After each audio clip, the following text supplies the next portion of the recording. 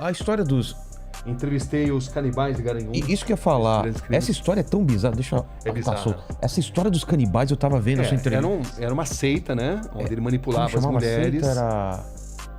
Puxa, você sabe. Eu esqueci, mas... Eu também não vou lembrar agora. Mas ele manipulava as mulheres, né? Manipulava as mulheres. Ele era um cara muito bom de conversa e as mulheres seguiam fielmente tudo que ele dizia. Matavam, esquartejavam e ainda usavam a carne para coxinha. Que absurdo, cara. É um cara muito manipulador, né? Total, né? Uma história... Também tá no YouTube, quem quiser. Eu vi esses dias, sabendo que você vinha, que eu fui rever essa... Cara, é impressionante. A mulher falando em Deus, aí mostra, né? Tem uns impressos, né? Eu tava na minha cabeça o nome da seita. É uma seita de adoração ao diabo, né? Basicamente era isso. O nome não lembro exatamente agora, mas então, na matéria tem. Porque foi localizar tudo um livro, ele tinha escrevido um livro. Porque é o seguinte, ele escreveu um livro que se recusaram a publicar.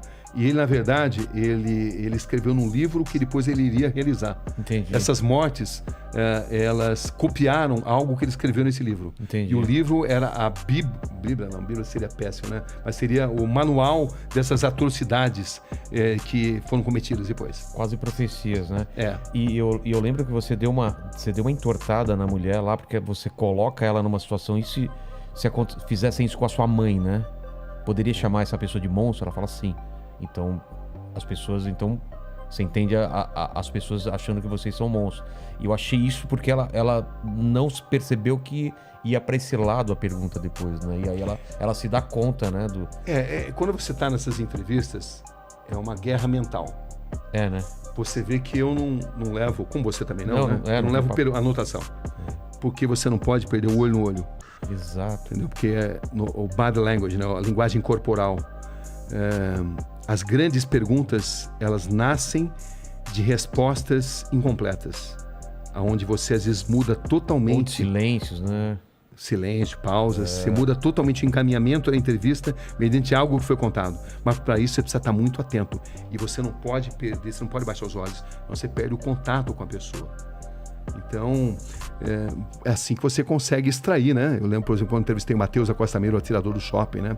Uma frase dele que me impressionou muito. Aquele do filme, que ele entrou no meio do filme. Isso, que ele assistiu o filme Clube da Luta. E depois... Saiu atirando mesmo. Exatamente, saiu atirando. E ele dizia, o que ficou na sua mente? Ele falou, ficou na minha mente claramente o cheiro de sangue e pipoca. Cara. Você vê, ele relacionava sangue e pipoca na mente dele. E nunca se arrependeu do que fez. Essa é a verdade. Psicopata não se arrepende. Porque ele pode até falar que se arrepende porque eles são inteligentes, são frios e notam que precisam falar muitas vezes o que as pessoas esperam ouvir. Entendi. Mas psicopatas não tem cura. O Vulkslock 22, olá Inteligência Cabrini, gostaria de saber, existe uma enorme romantização da criminalidade do perfil das pessoas que cometem crime, mas na experiência, qual a sensação e lição que tira de toda essa experiência com eles? Existe algo a ser aprendido com a mente dessas pessoas. Traumas de infância, ou não. Sempre tem um gatilho ou não? Às vezes sim, às vezes não. Não é exatamente automático. Muitos usam isso como algo para justificar o que fizeram, entendeu? Como um trauma da infância, né? Então você precisa penetrar muito nessa mente, e penetrar na mente de um psicopata é tarefa complicada, mas boa parte deles padece do bichinho, do veratismo, da vaidade, e é quando você consegue extrair muita coisa.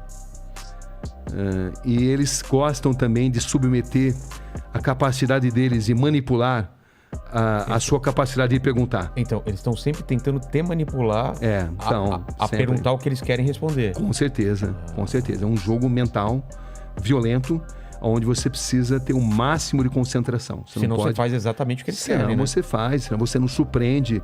E eu costumo usar muitas vezes a tática de repetir determinadas perguntas em situações diferentes para extrair respostas diferentes. Entendi. Por um deslize emocional. Até mesmo psicopatas podem ter deslizes emocionais, embora eles tenham tanta dificuldade de se relacionar com emoções. Entendi. Entendeu? Então, é algo que você vai aprendendo, né? Você vai aprendendo e você vai lendo nas pessoas, no olhar das pessoas, os gestos que elas fazem. Elas vão emitindo os sinais. Às vezes elas estão morrendo de vontade de contar uma determinada verdade, desde que você consiga entender esses códigos. Ou outras vezes não. Como se fosse um prêmio que você precisa merecer. Exatamente. Merecer intelectualmente para ela te revelar aquilo, né? Por isso que eu acredito muito em perguntas curtas e grossas, perguntas grandes demais, dão chance para a pessoa pensar no que vai responder. Entendi. Quando você está falando na sua pergunta, ela já está, vou falar isso, né? Entendi. Entendeu? Não. A pergunta curta e grossa, muitas vezes, de sopetão, é uma grande arma. Mas também a maneira de entrevistar o Rogério não é a maneira de entrevistar o Mandíbula. As pessoas têm personalidades diferentes. Às vezes você precisa ser mais suave, às vezes você precisa ser mais incisivo. Isso muda. Como decidir? Experiência.